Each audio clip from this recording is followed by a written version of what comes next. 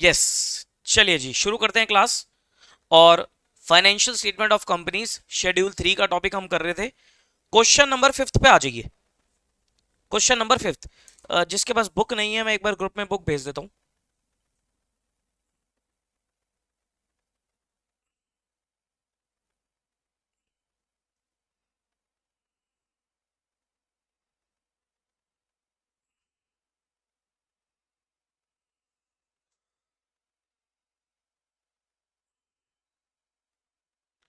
Question number 5 मैंने group में share कर दिया notes.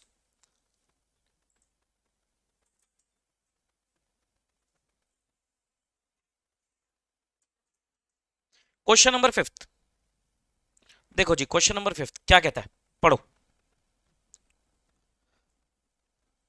From the following particulars furnished by Pioneer Limited prepare the balance sheet on 31 March 18 as required by schedule 3 of the companies act 13।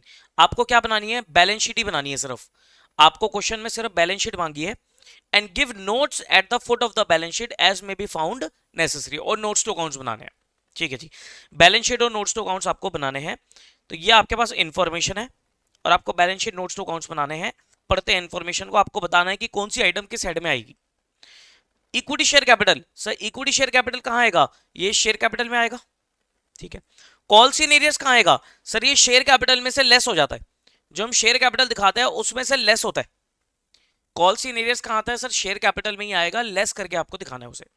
Land, building, plant and machinery, furniture, ये सब के सब कहां आएंगे, ये सब के सब आएंगे पीपीई में। पीपीई में, okay. Then you have general reserve. General reserve कहां आएगा, जनरल रिजर्व कहां आएगा sir, general reserve reserve and surplus में आएगा, okay. Loan from state financial corporation, sir loan लिया है, ये आएगा लॉन्ग टर्म बोरिंग में। इन्वेंट्री, फिनिश गुड्स की दे रखी है, रॉ मटेरियल की दे रखी है। इन्वेंट्री दे रखी है आपको किसकी, फिनिश गुड्स की, रॉ मटेरियल की, तो इन्वेंट्री का तो नोट बनता है अलग से। Provision for tax, provision for tax आता है शॉर्ट टर्म प्रोविजन के अंदर। प्रोविजन फॉर टैक्स कहां पर आता है, शॉर्ट टर्म प्रोविजन में। ट्रेड रिसीवेबल, ये ट्रेड रिसीवेबल के नाम से ही आएगा। एडवांसेस, सर ये एडवांसेस देखो डेबिट में दे रखा है, डेबिट में एडवांसेस देने का मतलब क्या हुआ, आपने एडवांस क्या कर रखा है, दे रखा है या ले रखा है। डेबिट में आ रहे एडवांस, दैट मींस आपने एडवांस किसी को दे रखा है।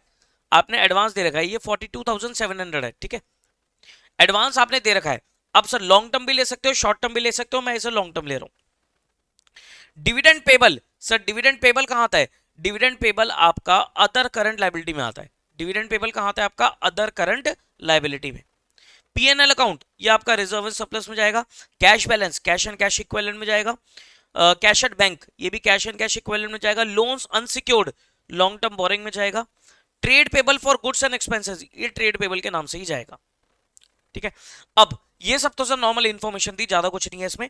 लेकिन एडिशनल इंफॉर्मेशन किस तरीके से, डिस्क्लोजर वाली बातें हैं।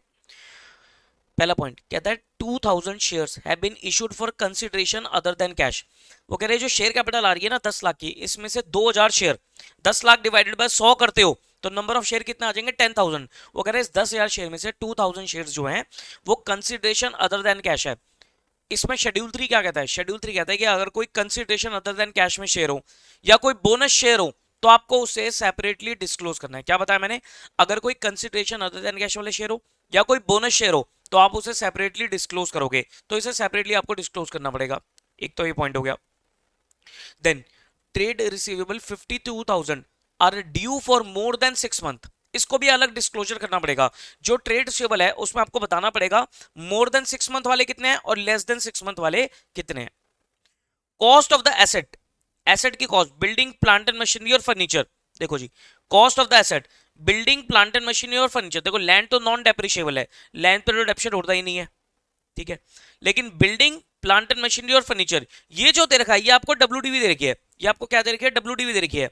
और नीचे आपको दे रखी है कॉस्ट, तो सर कॉस्ट दे रखी है, डब्ल्यूडीवी दे रखी है, तो इसको कंपेयर करके आपका क्या निकल जाएगा, आपका एक्यूमुलेटेड ऑप्शन निकल जाएगा। इसको करना क्या है, आपको शेड्यूल 3 के हिसाब से एसेट्स जब पीपी बनाओगे तो उसमें कॉस्ट लेस डेप्शन करके फिगर दिखानी होती है।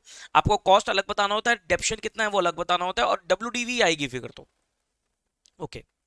Then balance of 150 in the loan account of state finance corporation is inclusive of 7500 for interest accrued but not due.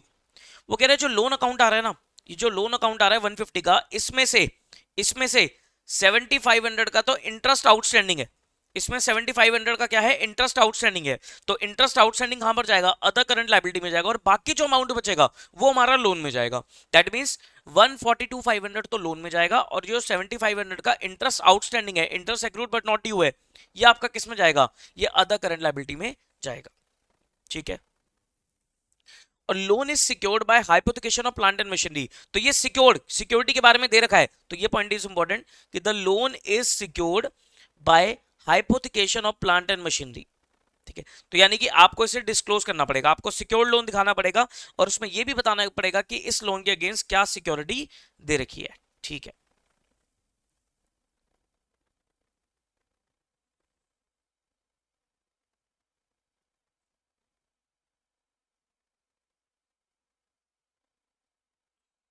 ठीक है। Next, balance at bank includes 2000 with perfect bank limited which is not a scheduled bank. अच्छा, schedule 3 कहता है कि अगर आपका पैसा किसी शेड्यूल्ड बैंक के अलावा किसी और बैंक में रखा हुआ है, शेड्यूल्ड बैंक के अलावा किसी और बैंक में रखा हुआ है, तो वो आपको अलग से डिस्क्लोज करना है। मतलब ये जो बैंक बैलेंस है ना 247, इसमें 2000 का जो पैसा है, 2000 रुपए है, वो कोई नॉन शेड्यूल्ड बैंक में है जिसका नाम है परफेक्ट बैंक लिमिटेड। तो आपको अलग अलग करके दिखाना पड़ेगा कि शेड्यूल्ड बैंक में कितना है और अदर देन शेड्यूल्ड बैंक में कितना है। Then the company had a contract for erection of machinery 150 which is still incomplete। Company ने कोई मशीनरी इंस्टॉलेशन का कॉन्ट्रैक्ट ले रखा है जो कि अभी इनकम्प्लीट है। कंपनी ने कोई मशीनरी इंस्टॉलेशन का, इरेक्शन का कोई कॉन्ट्रैक्ट ले रखा है जो कि अभी इनकम्प्लीट है। तो ऐसे पेंडिंग कॉन्ट्रैक्ट्स को हम क्या बोलते हैं, कंटिंजेंट लायबिलिटी नहीं बोलते, इसे हम बोलते हैं कैपिटल कमिटमेंट। इसे हम क्या बोलते हैं, कैपिटल कमिटमेंट। कोई काम करने का अगर वादा कर रखा है, that is termed as capital commitment. Contingent liability अलग होती है।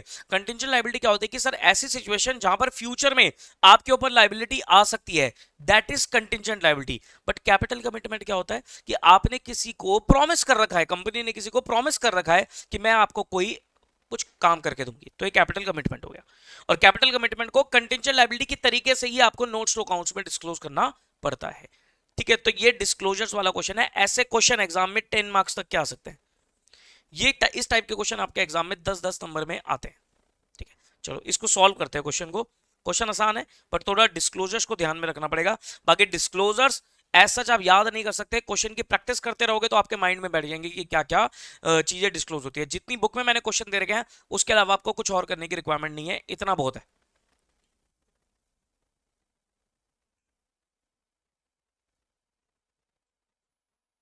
एक second। चलो अब शुरू हो जाओ question.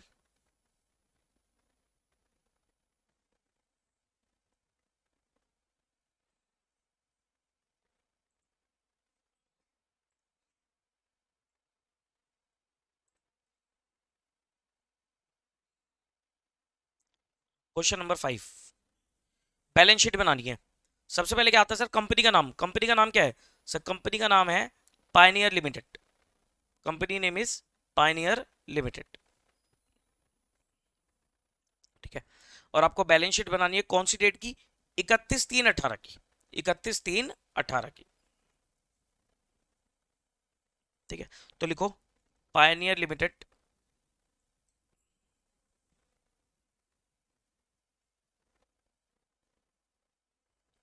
Pioneer Limited balance sheet, balance sheet as at 31/3/18।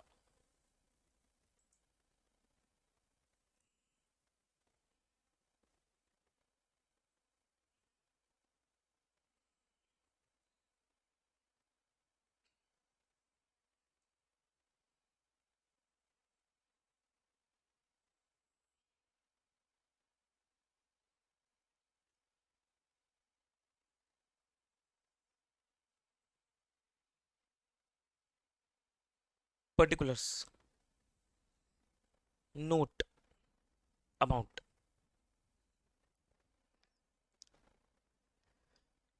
Equity and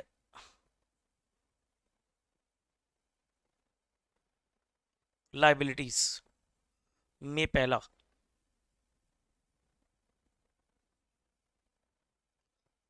share holders funds में। अब मोटा मोटा क्वेश्चन पढ़ के हमें आइडिया हो जाता है कि क्वेश्चन में क्या क्या आइटम है, अकॉर्डिंगली हम फॉर्मेट बना लेते हैं। अब यहां पर ना फॉर्मेट का खेल है, तो पहले फॉर्मेट ही बनाना चाहिए आपको। शेयर कैपिटल, दूसरा रिजर्व्स एंड सरप्लस। क्या क्वेश्चन में money received against share warrant है? नहीं है। क्या क्वेश्चन में share application money pending allotment है? नहीं है। ये दोनों आइटम्स हमारे पास नहीं है। फिर क्या करें? सेकंड, नॉन करंट लाइबिलिटी में, नॉन करंट लाइबिलिटीज में एक ही आइटम है आपके पास, long term borings.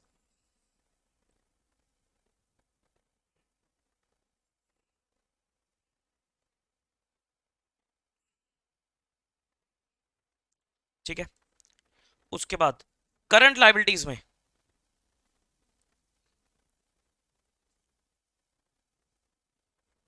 Current liability में आपके पास क्या है? क्या करंट लाइबिलिटी में कोई शॉर्ट टर्म बोरिंग वगैरह है? नहीं है। क्या करंट लाइबिलिटी में मेरे पास कोई शॉर्ट टर्म प्रोविजन है? यस, शॉर्ट टर्म प्रोविजन था, प्रोविजन फॉर टैक्स वगैरह था ना, तो शॉर्ट टर्म प्रोविजन था। ट्रेड पेबल्स भी था और अदर करंट लाइबिलिटी भी था। ठीक है, तो पहले दिखाते हैं, पहले शॉर्ट टर्म बोरिंग आता है। अब देखो, जैसे सब हेड होता है current liability, non current liability, इसके अंदर अगर आप कोई ऊपर नीचे कर देते हो तो इतनी कोई लंबी चौड़ी वाली बात नहीं है, बट कोशिश करो याद रखने की कि आपकी सीक्वेंस वही रहनी चाहिए। वैसे सबसे पहले आता है आपका शॉर्ट टर्म बोरिंग, नहीं है। फिर आएगा ट्रेड पेबल्स, ट्रेड पेबल्स।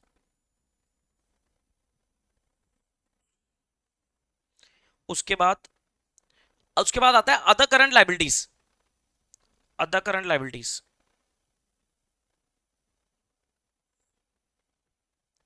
पहले ना नाम होता था करंट लाइबिलिटीज एंड प्रोविजन करके होता था, फिर प्रोविजन वर्ड उन्होंने हटा दिया, लेकिन स्टिल इसी के हेड के अंदर ही आपका प्रोविजन भी आते हैं, शॉर्ट टर्म प्रोविजन, तो उसे एंड में दिखाया जाता है short term provision. Short term provision में क्वेश्चन में प्रोविजन फॉर टैक्स है,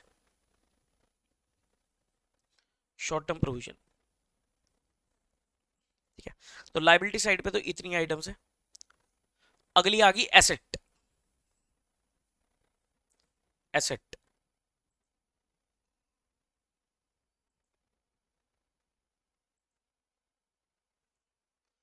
asset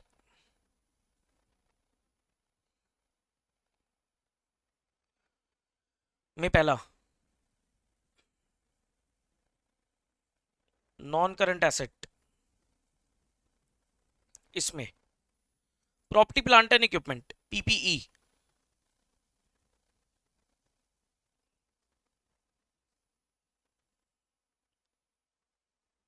property plant and equipment. ठीक है, ये था। क्या क्वेश्चन में कोई इनटेंजिबल एसेट था? मेरे ख्याल से इनटेंजिबल एसेट नहीं था। एक लोन इन एडवांसेस था, उसको मैं लॉन्ग टर्म एज्यूम किया है, आप शॉर्ट टर्म भी ले सकते हो। Long term loans and advances, कोई इन्वेस्टमेंट वगैरह तो थी नहीं क्वेश्चन में, बस ये दो आइटम है इधर तो। फिर current asset,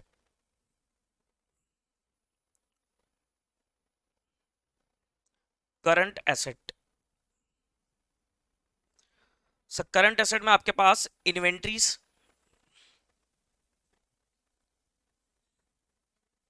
trade receivables,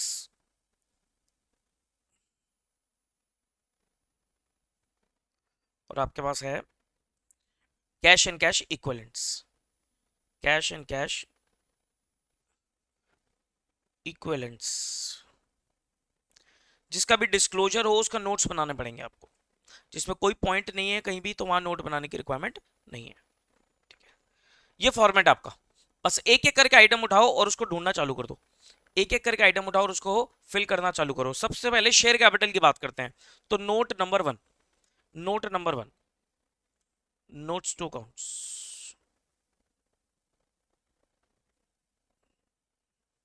notes to account, पहला शेयर कैपिटल।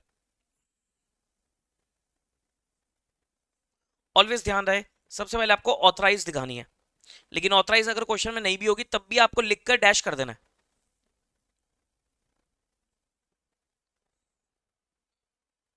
ऑथराइज कैपिटल, नहीं है तो डैश कर देना, ठीक है। फिर उसके बाद आएगा issued, subscribed and paid up. Issued, subscribed and fully paid up. Fully paid up है ना, पार्टली पेड अप होती है तो हम अलग दिखाते हैं, subscribe and partly paid up के नाम से। Issued, subscribed and fully paid up, इसमें देखो क्या आएगा, कितने शेयर्स है। तो इसमें आपके पास क्या सिचुएशन है सर, आपके पास इक्विटी शेयर कैपिटल है कितने की, 10 लाख की। और इसकी बाइफर्केशन कैसी है, एक शेयर 100 रुपए का, तो यानी कि 10,000 शेयर हो गए।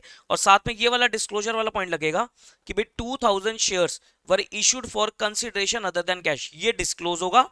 और जो ये कॉल्स इन एरियर्स है आपके, ये जो कॉल्स इन एरियर्स हैं आपके कितने के, 1000 रुपीज के, ये माइनस भी होंगे, ये माइनस भी होंगे। तो मतलब कैसे प्रेजेंट किया जाएगा इसे, इसको दिखाया जाएगा आपका कुछ इस तरीके से कि भाई 10,000 equity shares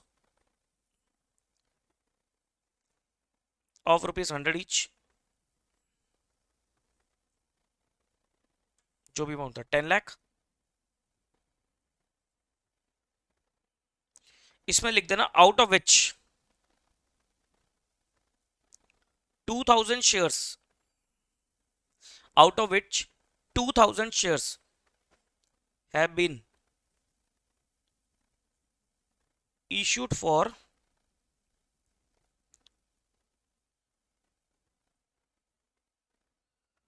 consideration other than cash, ठीक है। तो 10,000 में से 2,000 share consideration other than cash वाले हो गए, तो 10 लाख की वैल्यू हो गई। लेस करेंगे आप इसमें से कॉल से एरियर्स,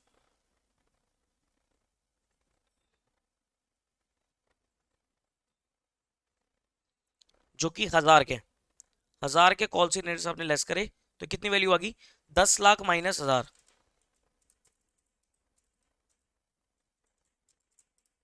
999,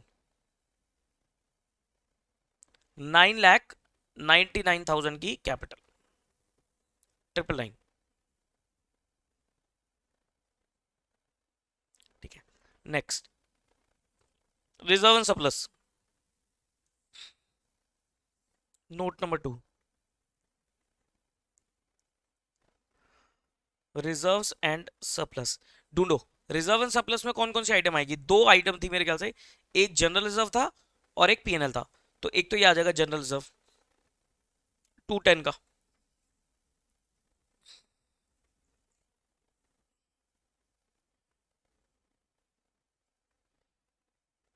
2,10,000 का जनरल रिजर्व और पीएनएल, पीएनएल पीएनएल ये रहा पीएनएल 86,700 का पीएनएल। पीएनएल को किस नाम से दिखाते हैं, surplus, surplus 86,700, 296,700,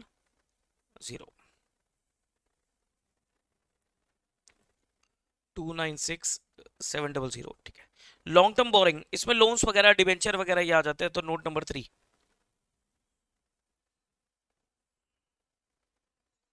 long term borrowings. Sir long term borrowing में सिक्योर्ड भी था और अनसिक्योर्ड भी था। देखो loan from state finance corporation 150, ये सिक्योर्ड है, लेकिन इसमें 7500 वाला पॉइंट याद ध्यान रखना है कि 7500 इंटरेस्ट है, तो वो हटाना पड़ेगा आपको, वो हटाना पड़ेगा। अब ये कैसे पता लगा सिक्योर्ड है, वो यहां पर था कि भाई एक तो ये था कि 150 का जो अमाउंट है उसमें 7500 का तो interest accrued but not due है, तो ये interest accrued but not due अलग से दिखाना पड़ेगा आपको। और प्लस वो कहता है कि loan is secured by hypothecation of plant and machinery, तो आपको डिस्क्लोज कैसे करना पड़ेगा, सिक्योर्ड, सिक्योर्ड हेड बनाओगे और उसमें लिखोगे loan from state financial corporation, कितना 142 150 150 माइनस 7500, तो 142,500। ठीक है, एक तो ये आ गया। ठीक है, अच्छा इसमें आपको डिस्क्लोज करना पड़ता है secured by way of hypothecation of. Sir ये डिस्क्लोजर्स वगैरह ये शेड्यूल 3 की रिक्वायरमेंट है। वो कहता है शेड्यूल 3 कहता है सिक्योर्ड अनसिक्योर्ड अलग अलग बताओ, और सिक्योर्ड के साथ साथ सिक्योरिटी भी बतानी पड़ेगी। तो secured by way of hypothecation plant and machinery, hypothecation of plant and machinery, plant and machinery गिरवी रखवाकर लोन लिया, और कुछ अनसिक्योर्ड था, कुछ अनसिक्योर्ड पोर्शन है, ये रहा अनसिक्योर्ड लोन, कितना 121 का।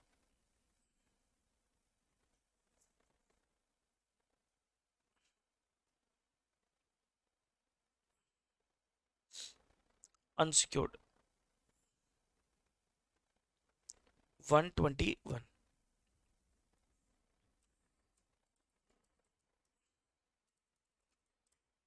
263,500, 263,500।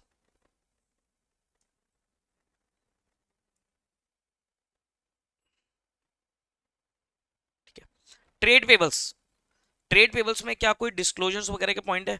ट्रेड पेबल्स में आपको, ट्रेड पेबल्स की फिगर का है ये रही, ट्रेड पेबल्स में आपको कितना अमाउंट दे रखा है 2 लाख का।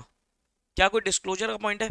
क्या कहीं कुछ डिस्क्लोजर का नहीं है, तो मेरे को इसका नोट बनाने की जरूरत नहीं है, मैं यहीं पर ही फिगर दिखा रहा हूँ, 2 लाख रुपए ट्रेड पेबल सीधे।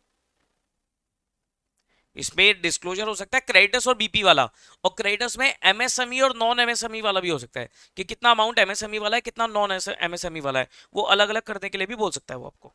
ठीक है, अब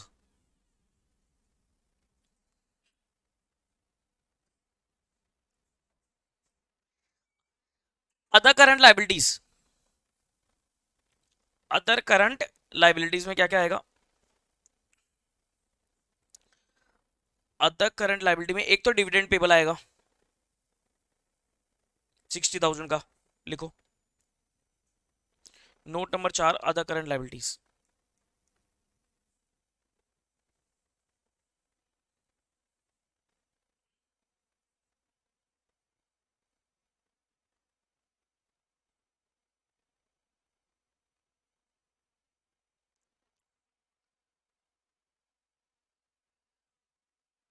डिविडेंड पेबल, कितना अमाउंट डिविडेंड पेबल का? Sir dividend payable amount is 60,000, 60,000। Okay, और क्या आएगा? एक और फिगर थी, हाँ ये इंटरेस्ट वाला आ जाएगा, ये interest accrued but not due, ये 7500 का जो हमने इंटरेस्ट अलग किया था, ये किस में जाएगा? अदर करंट लाइबिलिटी में जाएगा। Interest accrued but not due 7500, interest accrued मतलब इंटरेस्ट आउटस्टैंडिंग हो गया है लेकिन अभी इसकी ड्यू डेट नहीं आई है, तो इसलिए इसका नाम क्या है? Interest accrued but not due.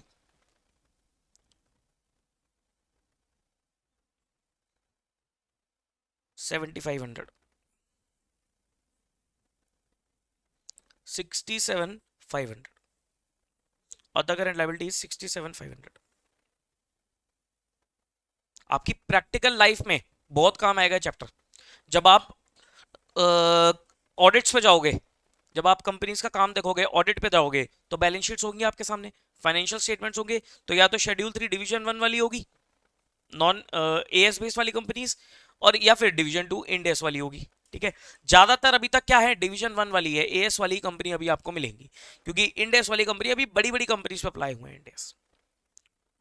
वो डिपेंड करता है आप किस फॉर्म में जाते हो, मैं तो कहूंगा कि अच्छी फॉर्म में जाओ, इंड एस वाली बैलेंस शीट्स देखने को मिले आपको। इसके बाद था शॉर्ट टर्म प्रोविजन में आएगा आपका प्रोविजन फॉर टैक्स, 68,000 का provision for tax. Note number 5,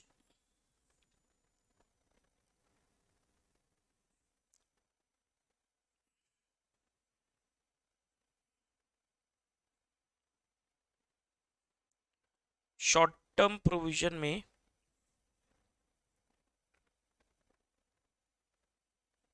provision for tax 68,000।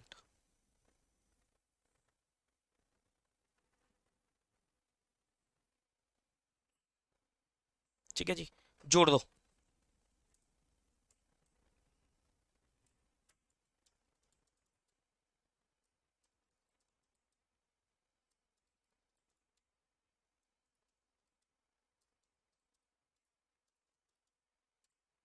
One eight nine four seven double zero 1894700।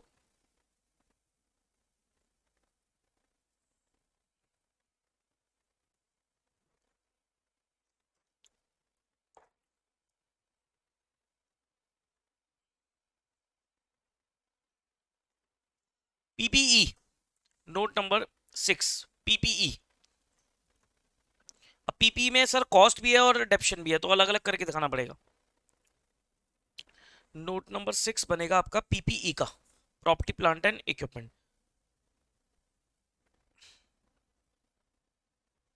Sir क्या हम शॉर्ट फॉर्म पीपीई लिख सकते हैं?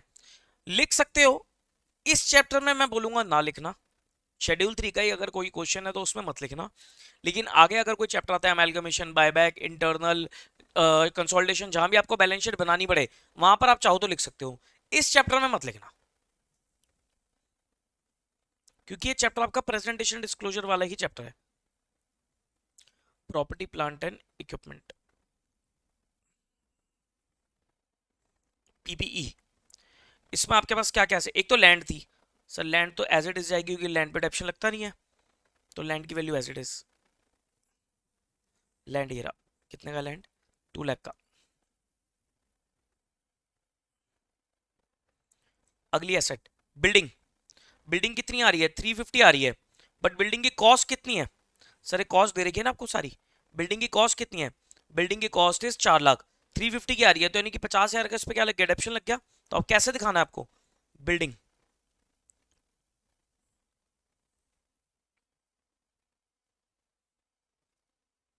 Cost 4 lakh less डेप्शन 50, 350। ठीक है, इस तरीके से दिखाना है आपको हर एक एसेट को। अगला asset plant and machinery, cost is 7 lakh और W is, plant and machinery की डब्ल्यू 525। तो कितना हो गया डेप्शन? 7 लाख माइनस 525, 175 का डेप्शन। तो plant and machinery cost 7 lakh less depreciation 175, 525। फिर फर्नीचर, फर्नीचर की डब्ल्यू है 50,000 और कॉस्ट कितनी है? फर्नीचर की कॉस्ट है 62,500, तो 12,500 का डेप्शन।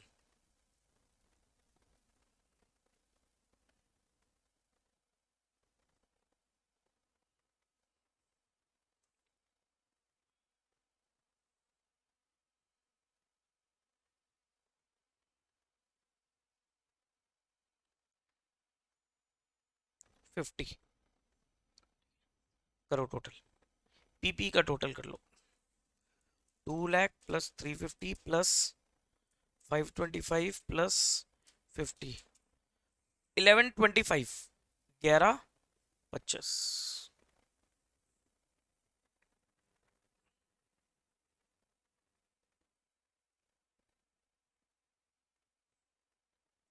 1125।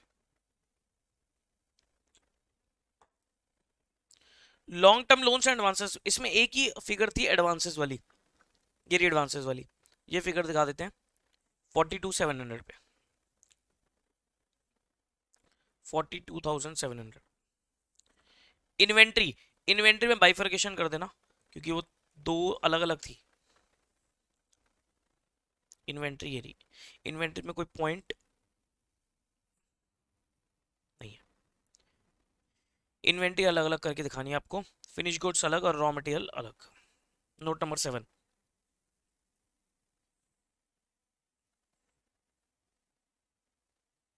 इन्वेंट्रीज, फिनिश गुड्स,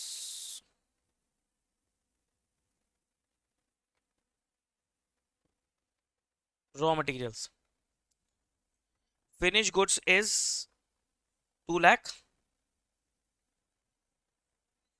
और raw material is 50, total is 250।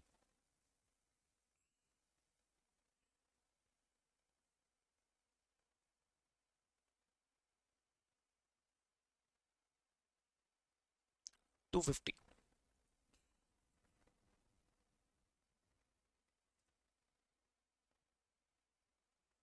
Trade receivables, इसमें भी अलग अलग कुछ करना था। ट्रेड सिबल की वैसे फिगर दे रखी है आपको 2 लाख, लेकिन इसमें एक डिस्क्लोजर है। इसमें पॉइंट था कि भी ट्रेड सिबल 52,000 के जो थे वो due for more than 6 months है, due for more than 6 month है। इस केस में डिस्क्लोजर देना कैसे है?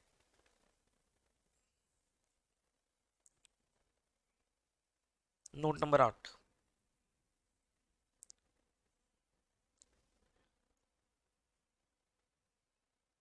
Trade सिबल्स।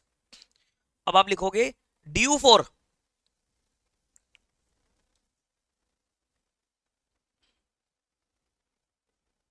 More than 6 months and others. Due for more than 6 months में तो आ जाएगा जो आपका 52,000 की फिगर है वो, और 2 लाख में से 52 तो यहां चले गए और बाकी कितने बचे? 148, 148 अदर्स में आ जाएंगे। ठीक है, तो ये 2 लाख की आपकी बाइफर्केशन होगी, 2 लाख। ऐसे कैश ऑन कैश इक्विवेलेंट का भी नोट बनेगा। 9th, cash and cash equivalent.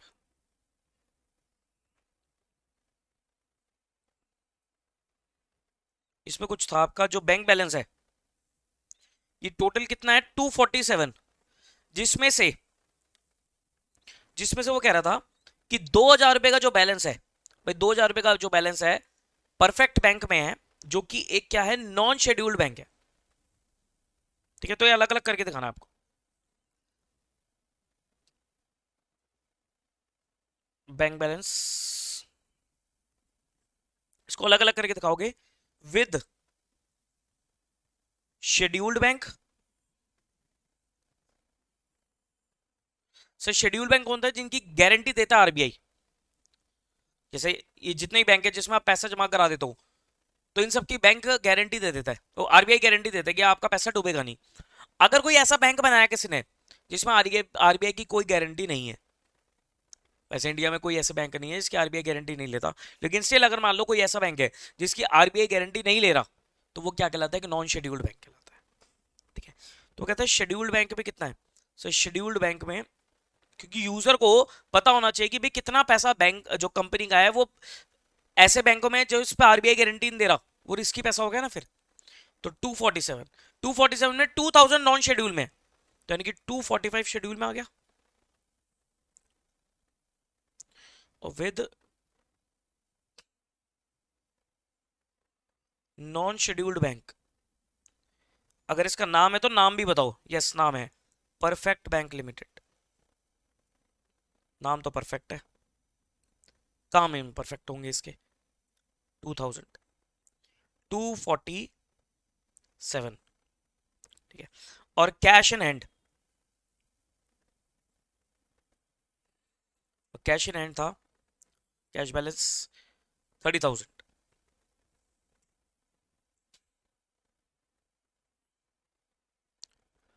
277।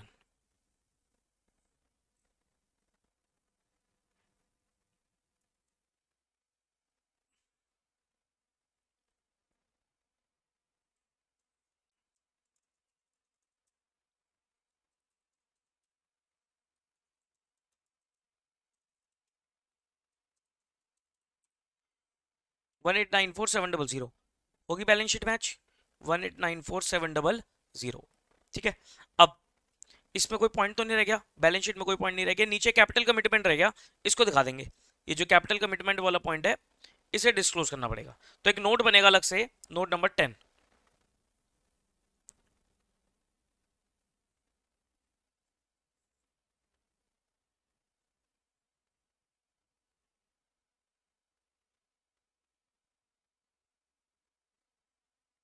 Capital commitments, तो लिखोगे company had undertaken a contract for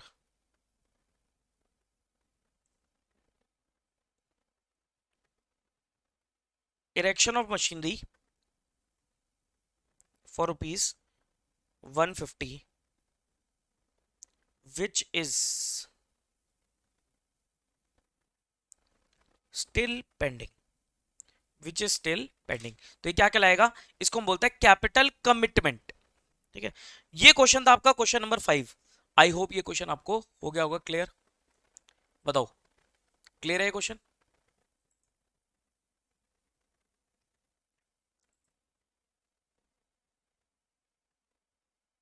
चलो एक काम करो,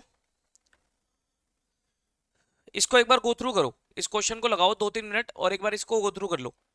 कोई डाउट हो तो पूछ लो, इसे गो थ्रू कर लो, फिर हम अगले क्वेश्चन में आएंगे। सारे क्वेश्चन को पढ़ लो, सारे डिस्क्लोजर वगैरह को देख लो, और कोई डाउट हो तो बताओ।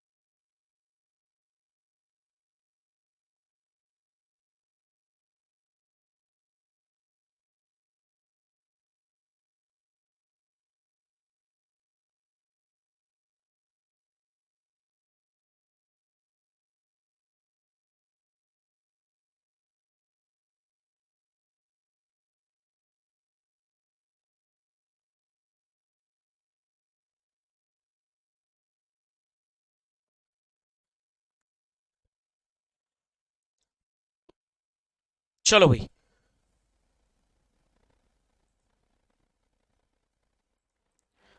ठीक है जी, हो गया क्लियर क्वेश्चन। नेक्स्ट क्वेश्चन पे आते हैं। अगला क्वेश्चन आइए, और अगला हम करेंगे क्वेश्चन नंबर, एक मिनट रुको।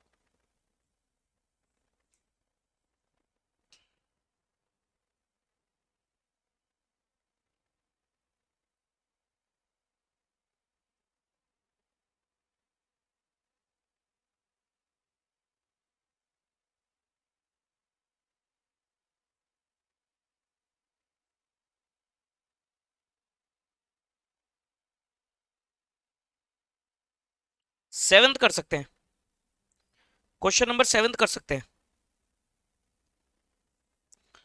कुछ कुछ बातें तो पिछले वाले क्वेश्चन वाली है, लेकिन कुछ बातें अलग भी है, ठीक है। तो क्वेश्चन नंबर 7th कर सकते हैं। देखो क्वेश्चन तो बहुत सारे हैं, सारे क्वेश्चन मैं करा भी नहीं पाऊंगा, तो कुछ क्वेश्चन करा दूंगा मैं आपको, बाकी आपको खुद से भी प्रैक्टिस करनी है, ठीक है। अभी मैं बहुत स्लो स्लो करा रहा हूँ, कोई जल्दबाजी नहीं कर रहा, जब तक रिजल्ट नहीं आता आराम आराम से कर रहे हैं, ठीक है, चाहे मेरा एक ही चैप्टर कंप्लीट क्यों ना हो, ठीक है। Question number 7, on 31 March 18, Bose and Sen limited provides you the following ledger balance after preparing its P&L account for the year 31 March 18। P&L account बन चुका है, तो दैट मीन्स बैलेंस शीट ही मांगी होगी। बैलेंसेस किस हिसाब से है? Credit balance, equity share capital, fully paid share of ₹10 each 70 lakh, okay. General reserve 1549100,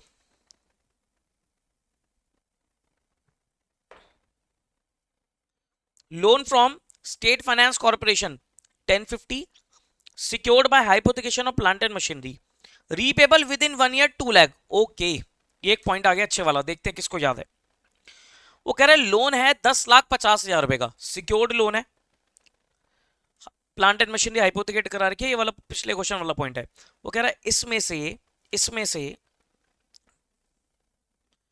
2 lakh का जो अमाउंट है, it is repayable with in 1 year. ये जो 2 लाख का अमाउंट है, it is repayable with in 1 year. इसका क्या करना है? 1050 में से 2 लाख का विद इन 1 ईयर रीपेबल है, इसको कहां दिखाना है? 1050 में से 2 lakh with in 1 year repayable है, तो यानी कि 850 तो लॉन्ग टर्म में आएगा, तो 2 लाख कहां पर आएगा? 2 लाख को कहां पर दिखाएंगे? अरे बताओ, ये 2 लाख को कहां पर दिखाना है? आंसर दो चैट बॉक्स में।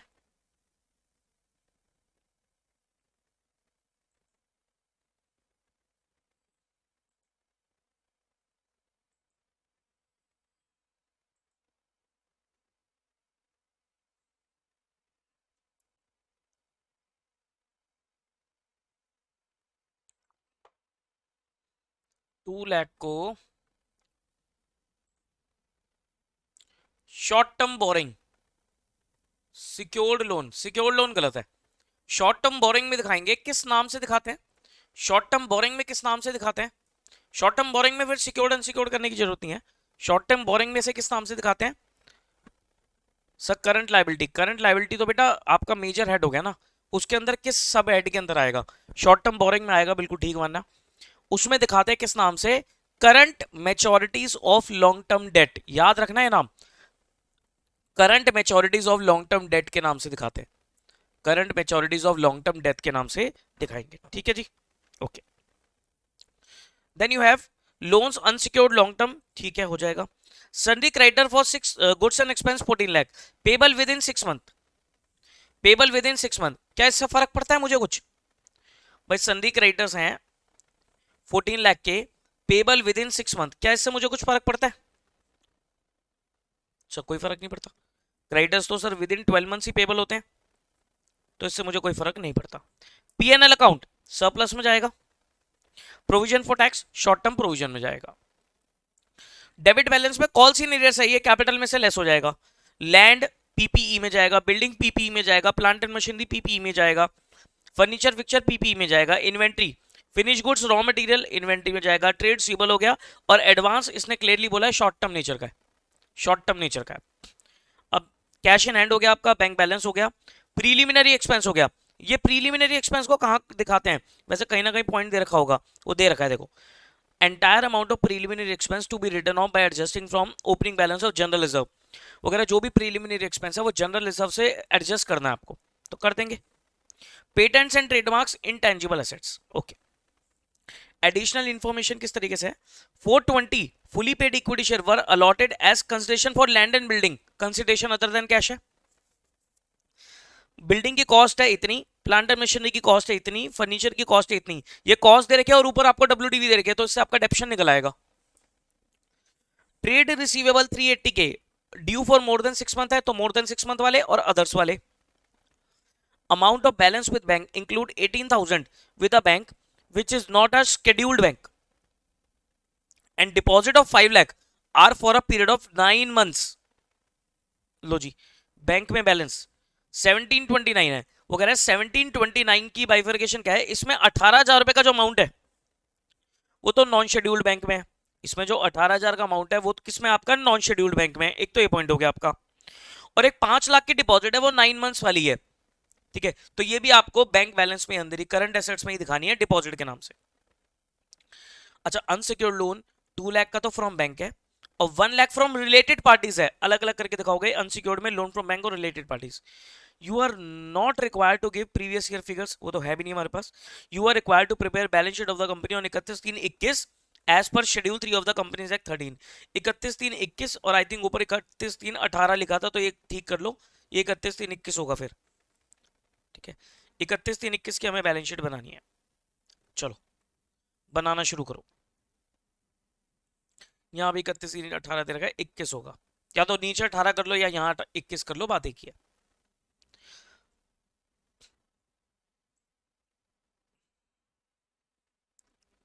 Question number 7, Bose and Sen Limited, Bose and Sen limited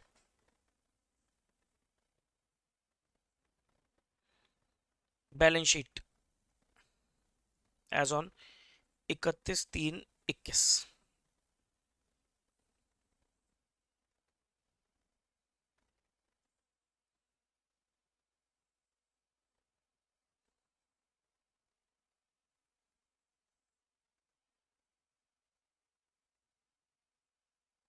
particulars,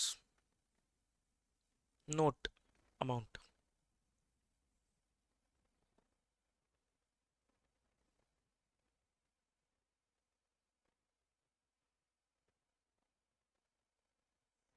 equity and liabilities,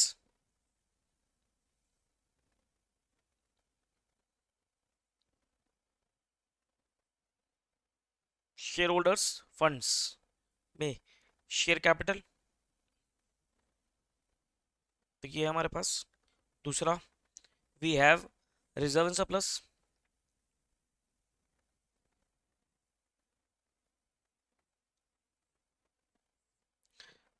कोई पेंडिंग अलॉटमेंट वारंट वगैरह का केस नहीं है, सीधा non current liability. Non current liabilities में हमारे पास लॉन्ग टर्म बोरिंग्स है,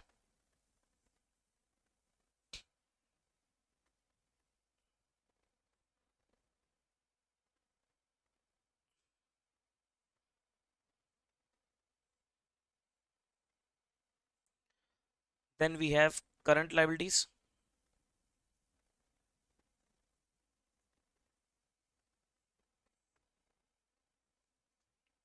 में शॉर्ट टर्म बोरिंग थी, शॉर्ट टर्म बोरिंग मुझे चेक करनी पड़ेगी, शॉर्ट टर्म बोरिंग थी, हाँ शॉर्ट टर्म बोरिंग थी।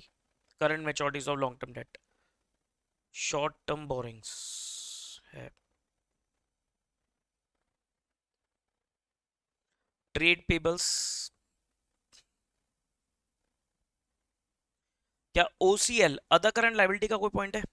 अदर करंट लायबिलिटी शायद नहीं है, अदर करंट लायबिलिटी तो नहीं है, प्रोविजन है, शॉर्ट टर्म प्रोविजन है। बाकी इनकेस अगर आप कोई लिख भी देते हो और फिर उसको ब्लैंक छोड़ देते हो, तो मतलब डैश लगाते हो, तो कोई दिक्कत नहीं है, बट कुछ मिस नहीं होना चाहिए, क्योंकि मिस हो गया तो फिर आपको पूरा फिर काटना पीटना पड़ जाएगा, तो वो टाइम ज्यादा खराब होता है फिर उसमें। तो फालतू अगर लिख दिया तो कोई दिक्कत वाली बात नहीं है। अगर आपको डाउट हो रहा है कि वो है या नहीं है, जैसे अभी मैं कंफ्यूज हो गया था कि भाई ट्रेड पेबल्स के बाद अदर करंट लायबिलिटी है या नहीं है, अब या तो मैं क्वेश्चन में देख लूँ दोबारा, उसमें भी थोड़ा टाइम जाएगा, नहीं तो मैं लिख के छोड़ देता हूँ। मैं लिख के छोड़ देता हूँ, अगर नहीं मिली तो कोई बात नहीं, मैं डैश कर दूंगा उसे।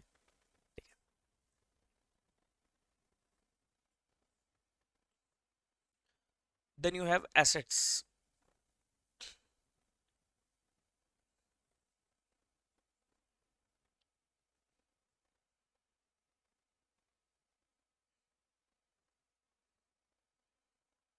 नॉन करंट एसेट्स में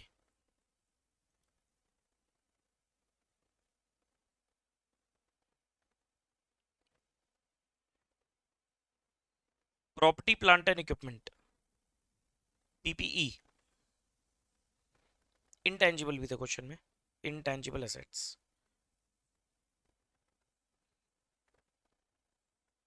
ठीक है, और नहीं था कुछ, क्योंकि वो एडवांसेस शॉर्ट टर्म बोले थे उसने। करंट एसेट्स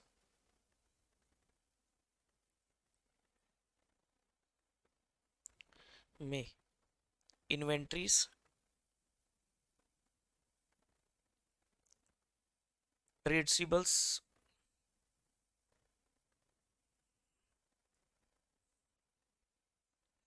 उसके बाद इन्वेंट्री रिसीवेबल, और वो था cash and cash equivalent,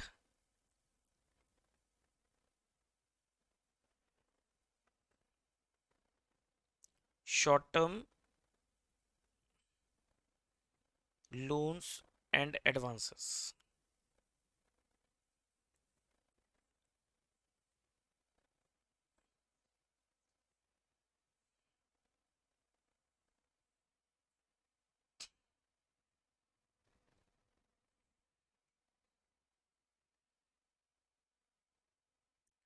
notes to accounts में पहला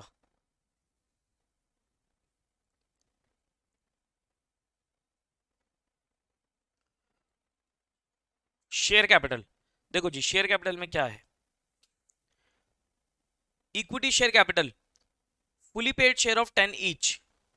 कितना अमाउंट है, 70 लाख का। ठीक है, तो यानी कि कितने शेयर हो गए, 7 लाख। इसमें एक पॉइंट था, एक तो कॉल सी एरियर्स है, तो कॉल सी एरियर्स लेस भी होगा आपका 7,000 रुपए का, ठीक है, लेस कर लेंगे हम। और एक पॉइंट था, 4,20,000 fully paid equity shares were allotted as consideration for land and building. तो ये क्या है आपका, ये आपका कंसिडरेशन अदर देन कैश वाला हो गया, ये आपका कंसिडरेशन अदर देन कैश हो गया।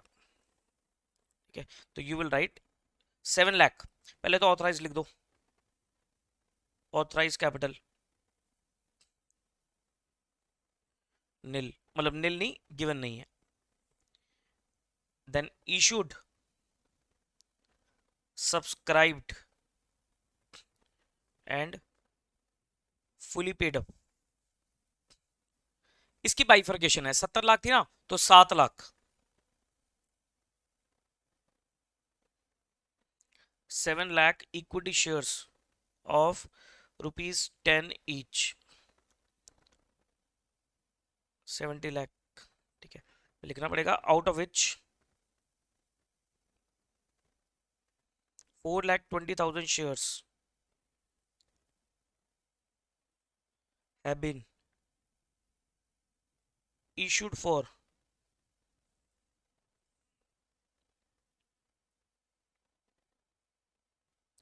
consideration other than cash. ठीक है, और लेस कर देना इसमें से कॉल्स इन एरियर्स, जो कि आपके 7,000 के।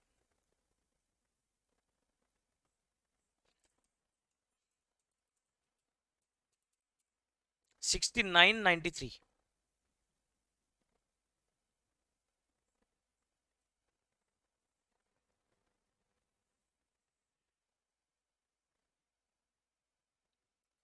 6993 की आपकी कैपिटल आ गई। देन रिजर्व सरप्लस,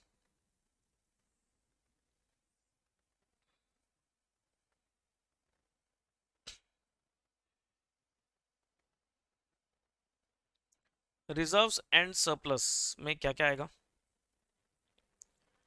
एक तो जनरल रिजर्व है,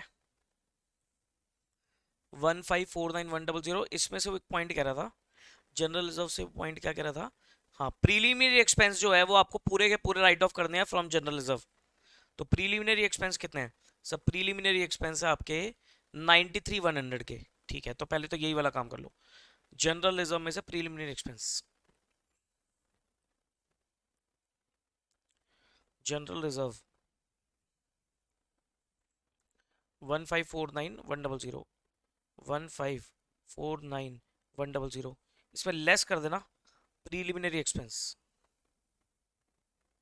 सर अगर नहीं होता प्रीलिमिनरी एक्सपेंस के बारे में, मतलब ये पॉइंट नहीं लिखा होता कि जनरल रिजर्व से राइट ऑफ करने हैं, फिर क्या करते हैं, तब भी आपको preliminary expense reserve and surplus में ही माइनस करके दिखाने हैं, क्योंकि कोई एसेट में नहीं आएंगे वो, रिजर्व एंड सरप्लस में ही आप, क्योंकि वो खर्चा है तो वो रिजर्व एंड सरप्लस में या तो प्रॉफिट में से माइनस कर देना, नहीं तो फिर आप वहीं पर ही नेगेटिव फिगर के साथ दिखा सकते हो। प्रीलिमिनरी एक्सपेंस 93,100 के लेस कर दो, ठीक है, ये लेस करके दिखा दो।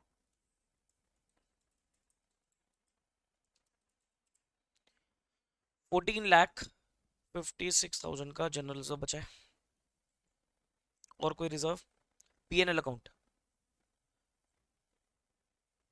7 लाख का पीएनएल अकाउंट सरप्लस,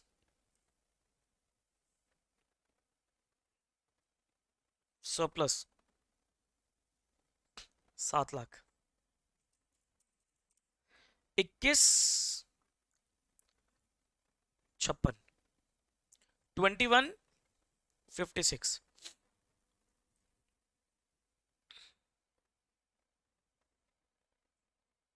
ठीक है। अब आ जाएगा note number 3, long term boring, long term boring,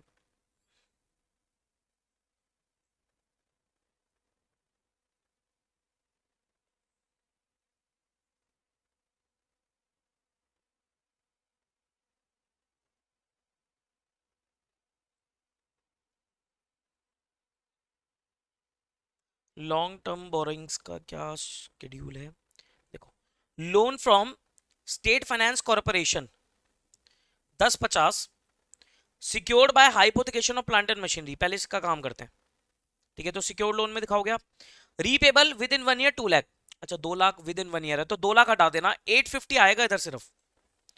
long term borrowing में जब आप सिक्योर्ड दिखाओगे, लोन फ्रॉम एसएफसी दिखाओगे, state financial corporation, state finance corporation,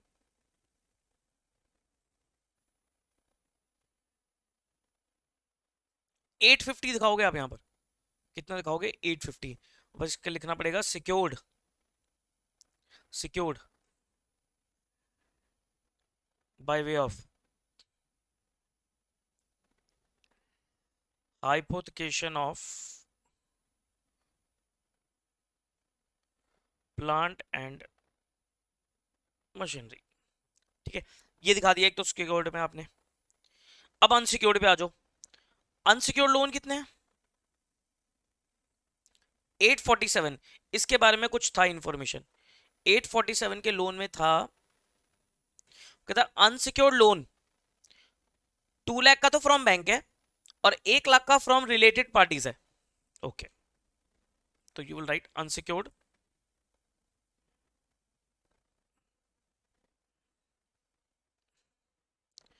loan from bank 2 lakh, और loan from related parties, related party समझते हो ना, जैसे होल्डिंग ने सब्सिडी से लोन ले लिया, या सब्सिडी ने होल्डिंग से लोन ले लिया, या किसी कंपनी ने अपने एसोसिएट कंपनी से लोन ले लिया, कंपनी ने अपने डायरेक्टर से लोन ले लिया, कंपनी ने डायरेक्टर्स के रिलेटिव से लोन ले लिया, कंपनी ने अपने केएमपी से लोन ले लिया, ये सब रिलेटेड पार्टी है। रिलेटेड पार्टी कौन होती है, उसके लिए आप एएस 18 अलग से पढ़ोगे। सर आज डिस्क्लोजर्स भेज देना, भेज दूंगा, नहीं तो आप डाउनलोड भी कर सकते हो डिस्क्लोजर। बाकी डिस्क्लोजर पे इतना टाइम मत खराब करना, क्वेश्चन की प्रैक्टिस कर लेना, डिस्क्लोजर अपने आप ही याद हो जाएंगे आपको, क्योंकि वो बहुत कुछ है उसमें, वो सिर्फ नॉलेज के लिए, आपको कभी पढ़ लेना तो पढ़ लेना। हाँ आर्टिकलशिप वगैरह में जब जाओगे इंटरव्यू के लिए तब पढ़ के जाना उसे। रिलेटेड पार्टी है 1 लाख, बट मैं भेज दूंगा, आप पढ़ सकते हो उसे। 3 लाख, 11,50,000 के लोन्स आ रहे हैं, 1150 की long term boring, short term borrowing, note number 4, short term borrowing में ये आएगा आपका current maturities of long term debts. ये जो 2 लाख का था ना अमाउंट हमने अलग कर दिया था, वो आएगा इधर शॉर्ट टर्म बोरिंग में।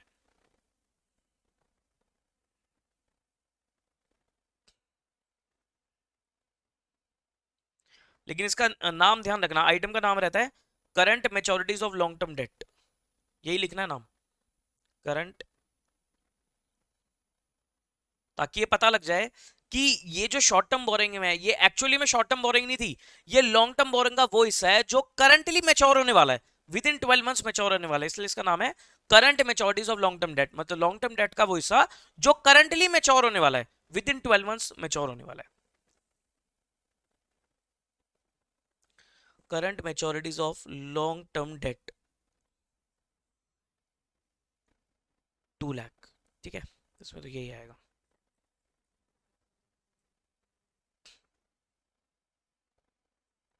ट्रेड पेबल्स, ट्रेड पेबल्स में कोई पॉइंट नहीं था, सीधी फिगर थी, ये रहा trade payables for goods and expenses 14 lakh, payable within 6 month, obviously sir trade payables हैं, संधि क्रेडिटर्स हैं, तो विद इन 12 मंथ्स ही होंगे, 14 लाख, ठीक है, इसमें क्या है, क्रेडिटर्स है। Short term provision note number 5 में प्रोविजन फॉर टैक्स था, सर यहाँ ब्रैकेट में लिख सकता हूँ, बेटर नहीं रहेगा इस चैप्टर में, नोट्स बनाना इज रिक्वायर्ड, बाकी चैप्टर्स में आप कर सकते हो, यहाँ पर नोट्स का खेल है, नोट्स के मार्क्स है। प्रोविजन फॉर टैक्स कितना, 816900, 816,900,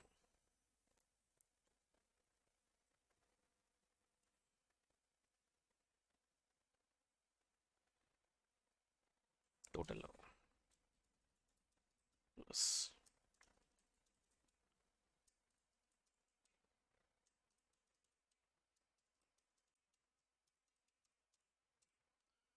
12715,900,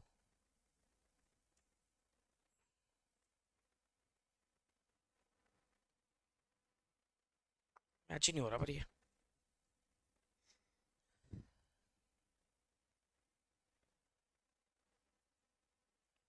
देखना मैंने कोई टोटल वोटल गलत तो लगा दिया।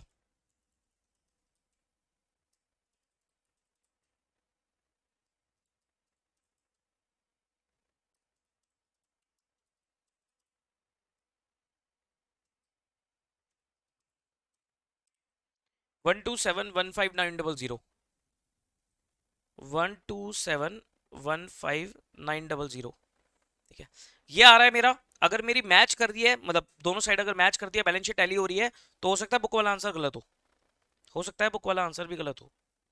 सिक्स्थ,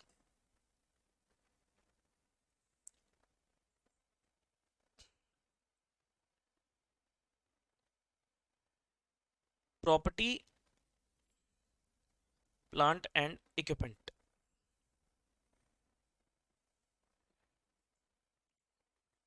पीपीई, पीपीई में land 14 lakh,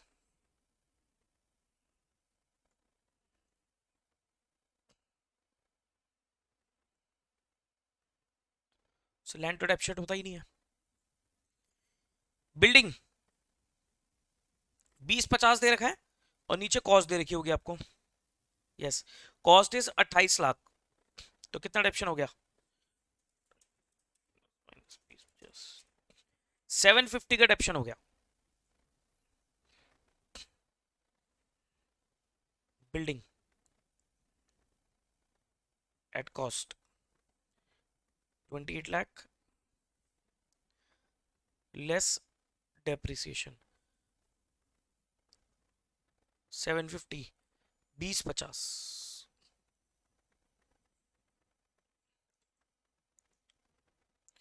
plant and machinery cost is 49 lakh और WDV इज ये रहा 3675, 12-25 का डेप्शन।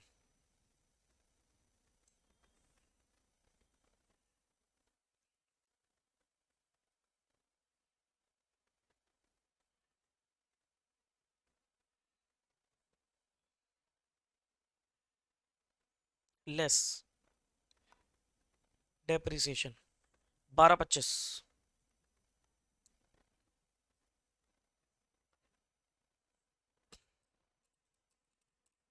3675।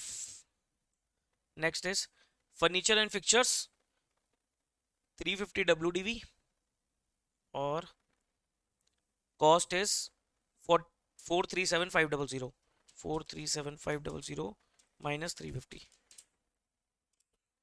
87,500।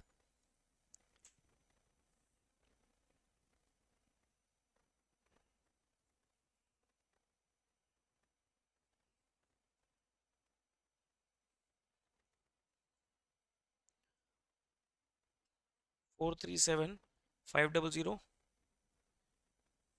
Less dep 87,500, 350।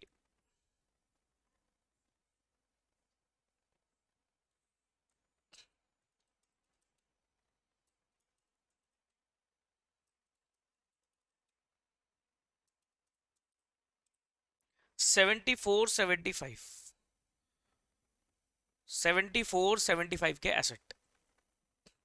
पीपी कितना आ गया? 7475। इनटैंजिबल एसेट में नोट नंबर 7,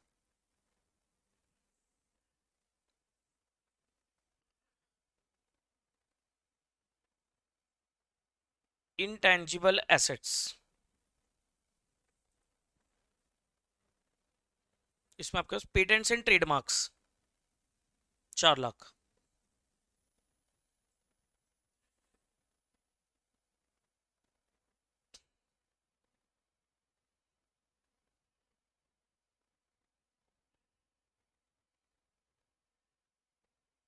चार लाख। ठीक है,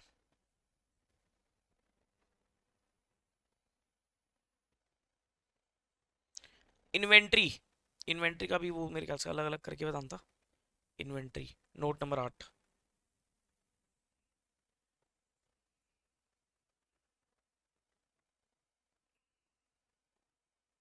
inventories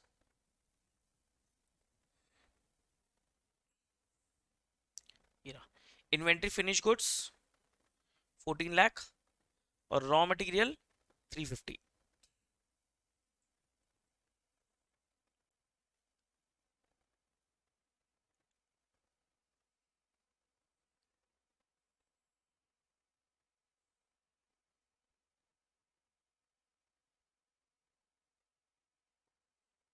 raw materials 350,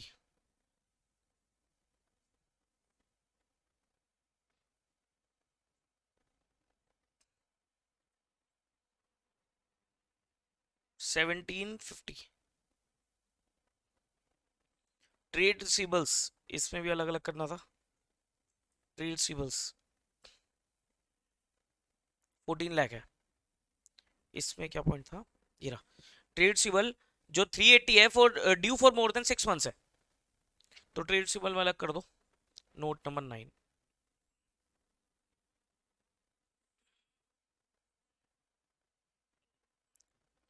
trade receivables इसमें अलग करो। Due for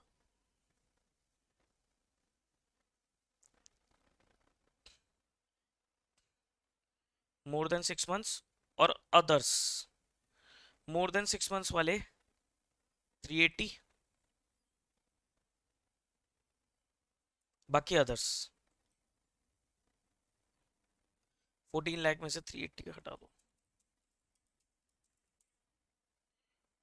10-20।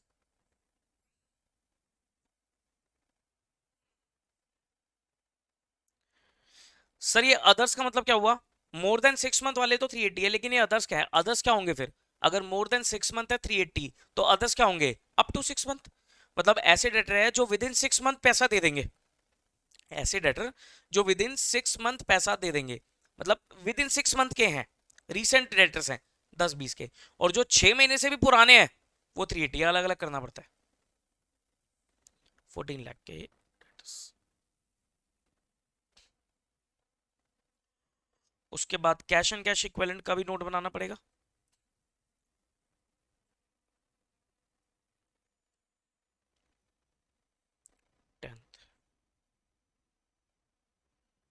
Cash and cash equivalents,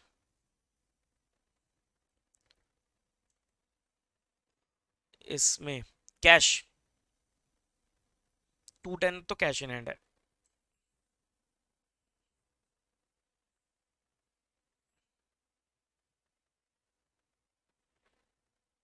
दो 10। उसके बाद बैलेंस विद बैंक, भाई बैंक बैलेंस कितना है 1729, लेकिन इसकी बाइफर्केशन है, बैलेंस एट बैंक 1729 में से वो कह रहा है कि 18,000 तो नॉन शेड्यूल बैंक का है, एक 5 लाख की डिपॉजिट है जो कि 9 मंथ्स के पीरियड की है, वो भी इसी में इंक्लूडेड है। ठीक है, तो एक तो डिपॉजिट्स दिखा दो, रीपेबल विद इन 9 मंथ्स,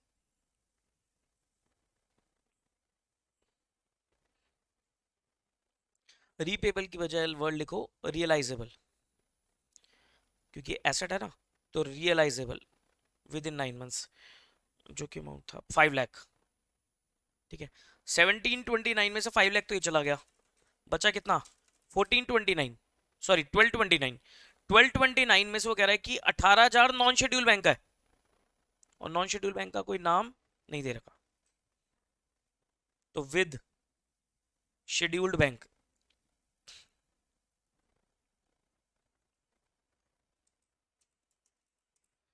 12-11, 12-11, और with non scheduled bank 18।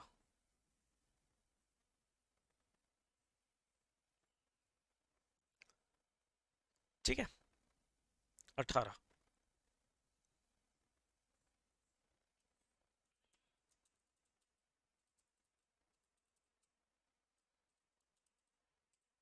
Seventeen 29 लगाओ टोटल, 1939, 1939 का सीसीई,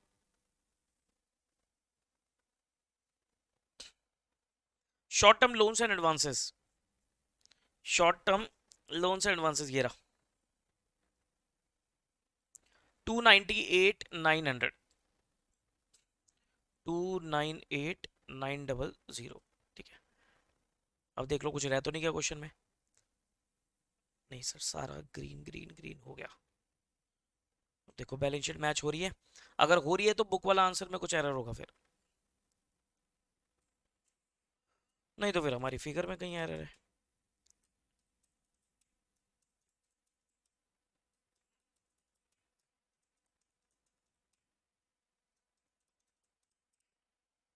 वन 3262900,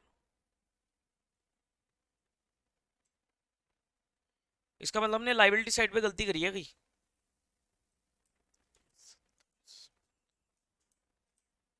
547 की हमने कोई गड़बड़ी कर दी है, क्योंकि ये तो मैच होगी 1326290, 547 की हमने कोई लाइबिलिटी साइड पे कुछ गड़बड़ कर रखी है, 547 की कोई गड़बड़ करी है हमने, क्या है 547 की भाई, लाइबिलिटी साइड पे कहीं ना कहीं कुछ तो लोचा है।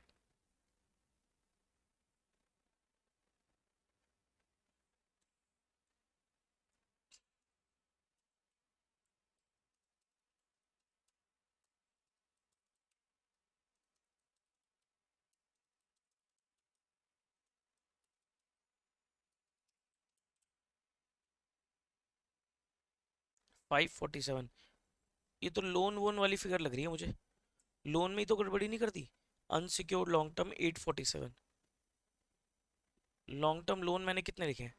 अनसिक्योर्ड वाले कहाँ हैं? अनसिक्योर्ड वाले के लोन में गड़बड़ी कर दी। हाँ, अनसिक्योर्ड लोन में दिक्कत है। अनसिक्योर्ड लोन में हमने गड़बड़ी कर दी। क्या गड़बड़ी कर दी? 847 का अमाउंट है और मैंने क्या लिखा है ये? Unsecured loan. अच्छा, अनसिक्योर्ड लोन 2 लाख तो फ्रॉम बैंक है, 1 लाख फ्रॉम रिलेटेड पार्टीज और बाकी अदर, वो तो रह गया। मिल गई गलती, मिल गई गलती। क्वेश्चन में ये लिखा था टोटल अनसिक्योर्ड लोन है 847 का, वो कह रहे 2 लाख बैंक से है, बाकी 1 लाख रिलेटेड पार्टी से, और बाकी भी तो बच गया 547 का, वो अदर्स है, वो अदर्स है 547 का। यही गड़बड़ी थी, 847। ठीक है, तो यही डिफरेंस था, हो गया मैच आपका। 1697, 1697 का आपका लोन है।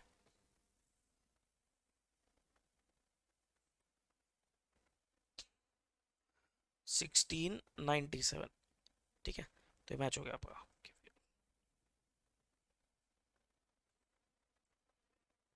1326290, 1326290। क्लियर है? चलो, तो ये क्वेश्चन था आपका क्वेश्चन नंबर 7। आई होप ये क्वेश्चन क्लियर हो गया होगा। एक बार इसको आप देख लो अच्छे से। इतने मैं आपके लिए कोई क्वेश्चन ढूंढता हूं, छोटा छोटा सा क्वेश्चन ढूंढते हैं।